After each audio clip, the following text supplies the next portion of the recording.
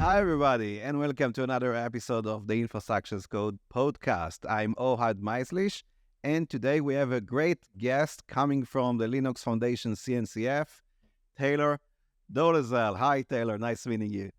Howdy. Great to be here. Thank you so much, Ohad. Great. So, for those who don't know, Taylor, tell us about yourself and about what's going on in the CNCF. Yeah. So I am head of ecosystem at the Cloud Native Computing Foundation, where our mission is to make cloud native ubiquitous. Now, I know that sounds a little bit general, but we truly seek to see all of these cloud native patterns and that ethos pervade just about everywhere. So love open source. I've worked in end user companies and other folks that have adopted these technologies over my career. So I truly feel like I'm at home at the CNCF, working with so many maintainers, community, and other folks within the ecosystem. In my role, I really focus on those end user adopters, folks like Apple, Intuit, Mercedes-Benz, Adobe, and so many others. We have over, I believe it's 750 members right now, 160, give or take, are end user members specifically. Amazing. So let's learn what it means to be a project in the CNCF or in the Linux Foundation. So just a disclaimer, one of my roles is to be a sponsor with N0, the company that I work for, at the project named OpenTofu, which is the fork of HashiCorp's Terraform. And OpenTofu is a project within the Linux Foundation. And I see, the things from the project perspective, not from the foundation perspective. So let's maybe shed some light for our audience. What does it mean to be a project, whether it's in the Linux Foundation or CNCF, and what is the governance? What is the technical steering committee? Can you share some key concepts on what it means to be a project in the CNCF or Linux Foundation, and how does it work? Yeah, absolutely. There is something I learned in, I believe it was high school biology, and that was form dictates function, kind of talking about the human body like a hand. You're able to use it and wield it in certain ways.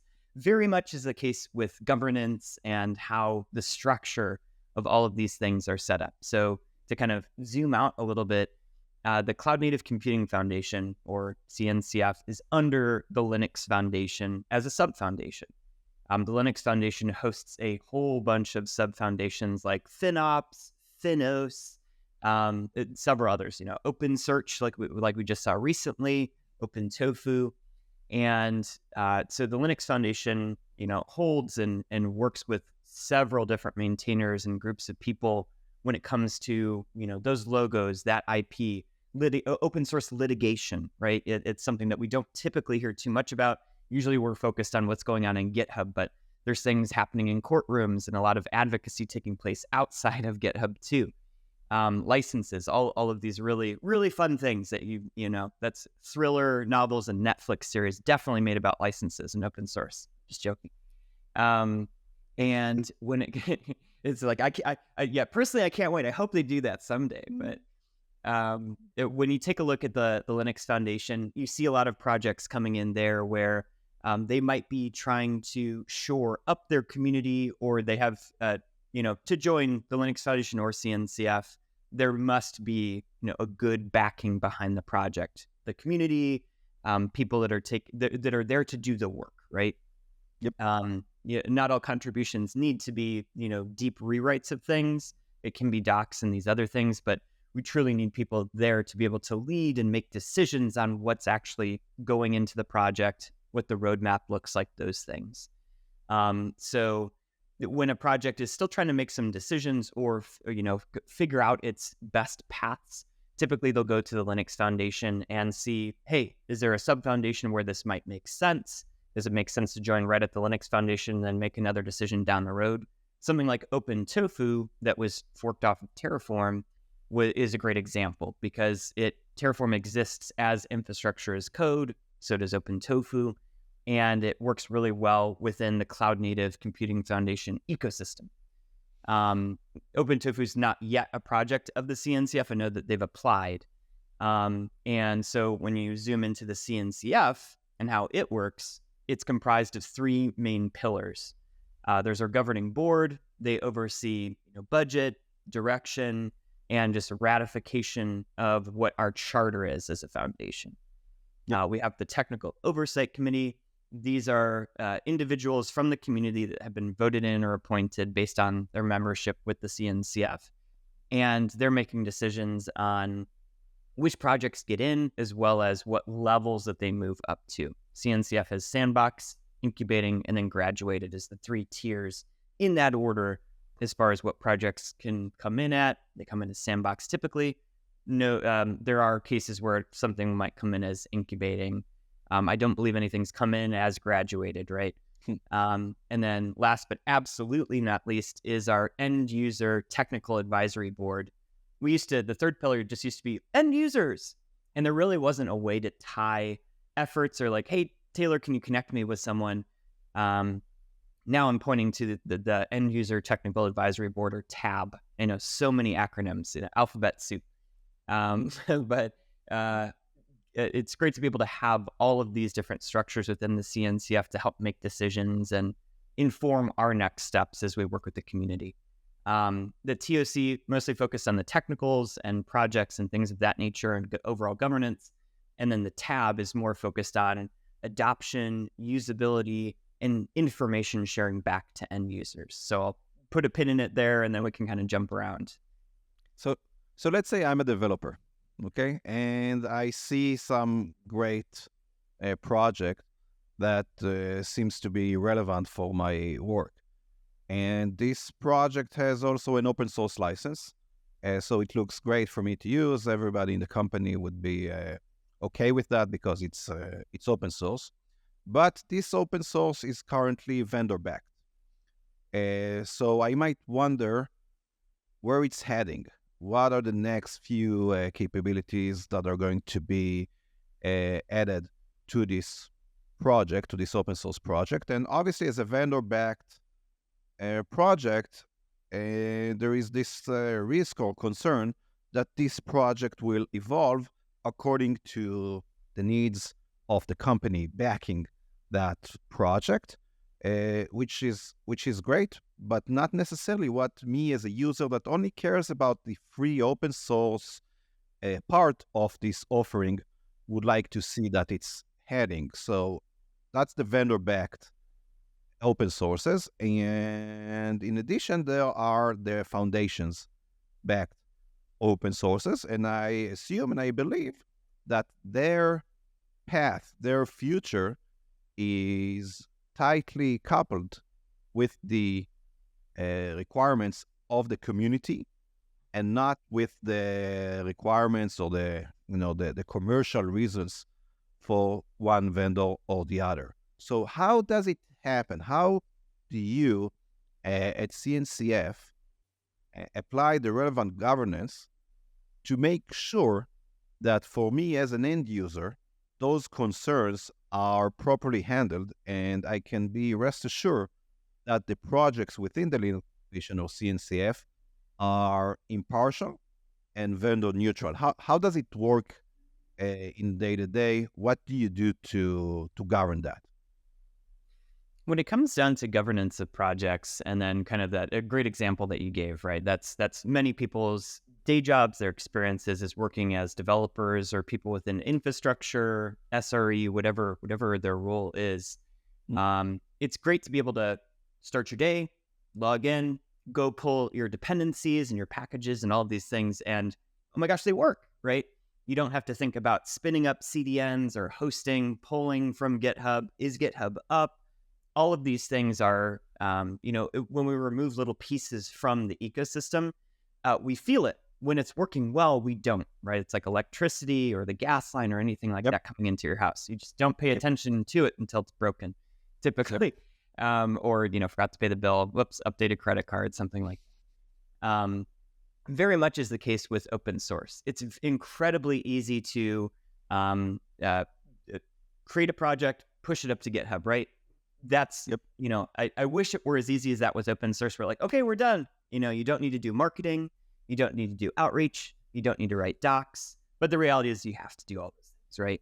So when it comes to open source projects and those which choose to apply and then get accepted into the CNCF, for example, we seek to make people who work on those projects' jobs easier.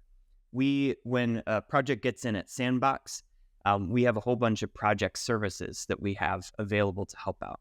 Now, when a project is in Sandbox, it doesn't really get as much focus as when it becomes incubating or graduated, just because it's that Sandbox phase is really like training wheels, right? For both us and for that project. Like, does this make sense to stay here? Do we like all these things? Does this project have a future? Does it have, can we get the market share that we want within this project, according to those maintainers, the people that created it in the first place? The CNCF offers a whole bunch of services, and we try to provide a good atmosphere for projects to be successful in. We don't guarantee that they're going to be like, you're going to be successful.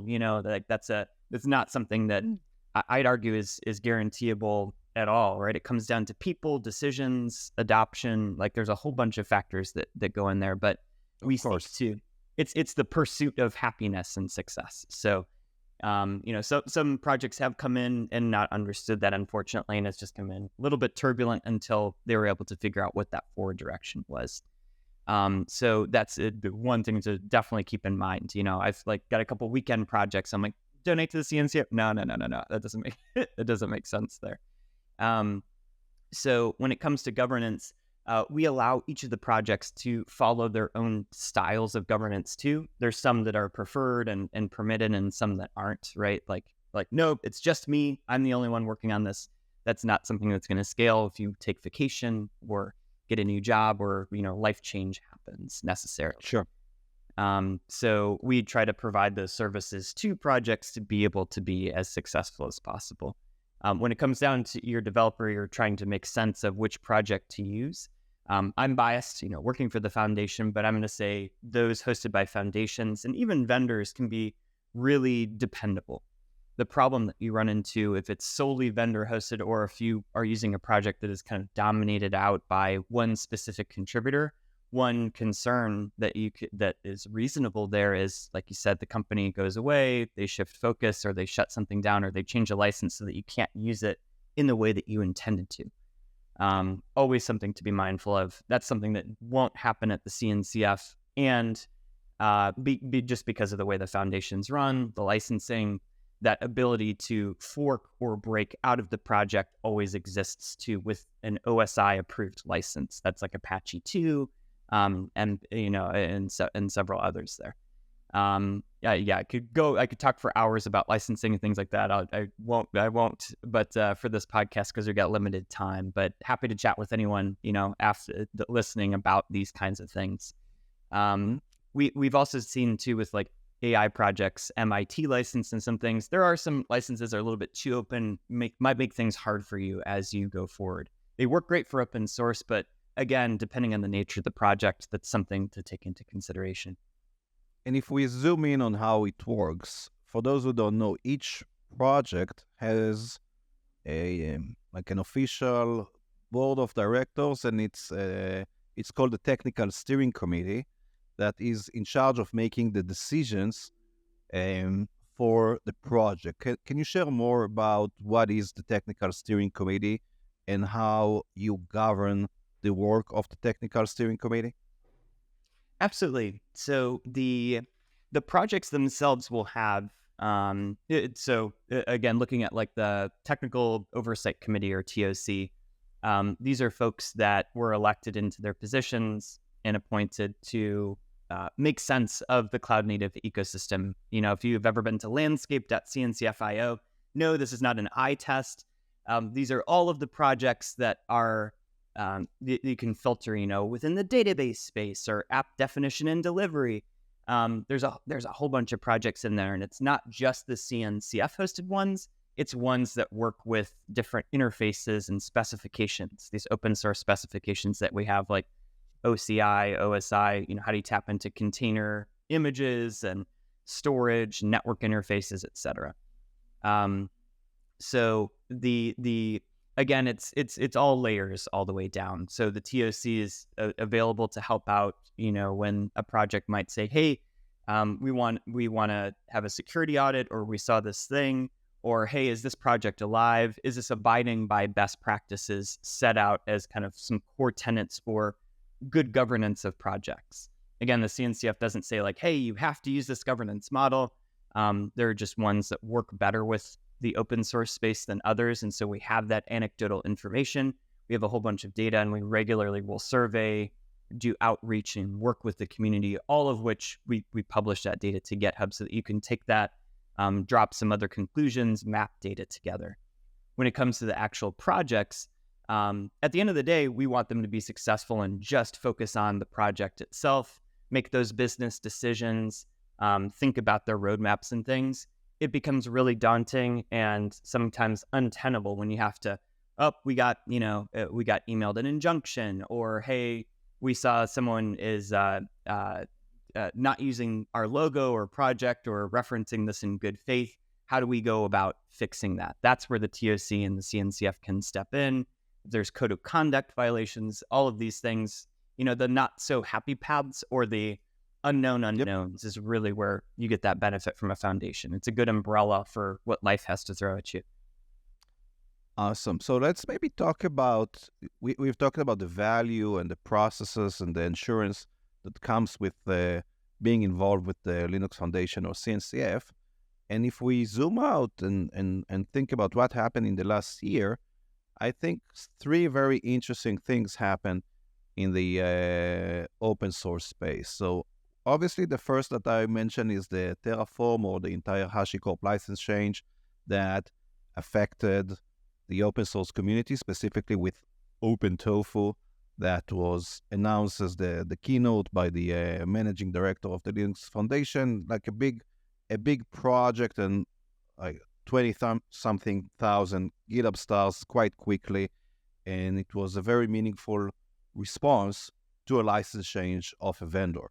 Now, a few months later, company Redis also changed their license, and a new fork named Valkey was created by very big vendors such as AWS, Oracle, Google, to name a few, and was immediately donated into the Linux Foundation as yet another project. And I'm not the expert of Valkey and Redis, but for my observation, it looks like huge success so far. And just recently, not just a project, but a whole new foundation within the Linux Foundation was announced when it comes to OpenSearch, which is the fork of a couple of Elastic projects. And it was originally just by AWS, but now it's also somehow within the Linux Foundation. Do you see some kind of trend or some kind of realization within the market of what's happening with open source, what's happening with vendors that make like a rug pull or change the license of a long existing open source project? Do you feel that the balance between just open source by vendors and open source by foundations is changing? What is your reaction to everything that's happening now? It's something that I'm always curious about, right? I see these changes happening. The one with Terraform and that license change really, blew my mind. That's where I had worked prior to the CNCF, and so I've used Terraform since it came out. I used Vagrant, and think incredibly highly of everyone at HashiCorp and Mitchell, Arman, and all those teams. I used to work on the DevRel team. So seeing that, I didn't get any heads ups or anything like that. No one did that was coming. And then it just kind of all hit us at one moment.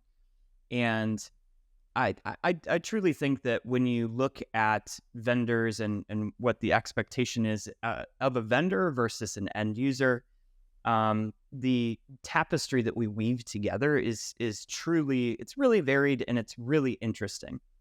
When a project does that, it really impacts the users, right? Even when vendors try to make every consideration possible, there's going to be, you can't ever hit 100% of people 100% of the time. So the intent, I don't disagree with the intent from HashiCorp's point of view, right? They were trying to do what was best for them. Of course. They're growing a company, IPO, and then you're kind of forced to recoup on a lot of these things, especially when the market wasn't shaking out too well. So with all of these concerns, it made it really difficult for them to focus, I think, on some of their SaaS offerings and other things. And so they took a defensive measure. But that's when, thinking critically, it really comes down to what is the goal of this project? Does it make sense to maybe utilize the open source community? Maybe, had this license change in a different way, a little bit more permissive, or kind of rethinking about the composition of Terraform as a whole. This could have been very different too. There's, shoulda, woulda, coulda, I don't want to get into that, but I think the response by the community was really heartening to see that, like, hey, we don't like this. We're going to fork this and we're going to continue on our own path. And then seeing all of the enhancements that OpenTofu, the community, has brought on that front, some of which, really like outstanding issues or pull requests or things that just didn't work with HashiCorp's version of that SaaS, was really inspiring to see. I think that competition's good for a project. And then, in the past, I think one of the biggest forks that we saw was Node.js forking to app.js, and then finally kind of merging the streams back together after some time and disagreements and talking. And that was enough to force a conversation, right? We haven't seen that happen with OpenTofu or Valkey or, OpenSearch and Elasticsearch, right? This have just sort of remained as is. But I think that it's a good response for the community to be able to get as involved on that front, as well as take ownership of it too, right? Because again, it's easy enough to create some code, push it to GitHub. Same thing with hit that fork button on GitHub too. But to actually bolster the community, show the value, and then treat some of those problems that are actual ailments from community members, I think that's beautiful. I think that that's the way that it should be. I think the same of vendors too, that if vendors aren't able to listen and implement quickly enough, if there's community that is willing to do the work, that's the true decider, right? Especially within open source. You can come and you can make issues all day, but if no one's there to do the work, what's the state of the project at the end of the day? So I think that it's really interesting and fun to see community jump in to be able to get in between that gap that they're experiencing and actually build a bridge with one another. I think that's beautiful. Cool. And before we finish today's talk, just recently CNCF and Kubernetes celebrated 10 years. So first of all, Mazel Tov and congratulations. Where do you imagine CNCF 10 years from today? What do you think is going to happen with this amazing foundation? I'm really hoping that we don't add more to the cloud native, this, that, BizSecOps, this, that, I'm just joking, but I'm really, so some interesting things going on with AI, right? There's a lot of talk. There was a lot of talk earlier on in the year about, like, where does this project go? Again, Linux Foundation has many sub-projects. We have PyTorch, we have LF&AI. There's many places where it so really caused us internally to talk about, like, where are the boundaries, where are the lines on this front? And what we're seeing within the CNCF and the infrastructure space, we're not necessarily getting into like writing drivers and kernels and these other things within the CNCF specifically. So we don't really attach to hardware with Kubernetes, but we don't build that out. We're not making GPU chips or anything like that. But when it comes to standing up infrastructure and then running applications, we're seeing so many more developers enter the space, specifically around inference and some other things, but also some of the, AI is inference and the really cool productized instantiations of AI, ML, and these batch workloads. And then we also have, data classification and training and some of the other statistical based things in preparing that data for all of these use cases. So AI spans this gamut, and we're seeing folks from both sides of those delineations come into the CNCF asking, that we kind of want to see Kubernetes fade into the background and just be that consistent runtime for all of us as we're working with these workflows. So I think in the next 10 years, we're going to see a lot more app developers come in. I think that we're going to solidify a lot of these things like GitOps with Argo and Flux and OpenTelemetry and all of these other technologies where we see Backstage as these really high velocity projects. I think those are kind of taking, those are getting a lot of contributions within this space. Kubernetes is stabilizing and kind of like becoming that Linux of the data center. And so I think that we're going to see so many new problems get figured out within the foundation and across the ecosystem. As we harden and we come to identify a common language that we can all use between our teams, that's going to allow us to get more done together. It's going to add a little bit more complexity, but I do think that it's going to enable a lot more speed of development, and you can kind of align the speed of your thoughts with the speed of what you're able to create individually and as a team. And that is something I'm really excited for. Awesome. I'm excited about it too. And again, seeing all of the progress in the last year and how many big projects finding it more natural to be part of that ecosystem, I think points to where things are heading going forward.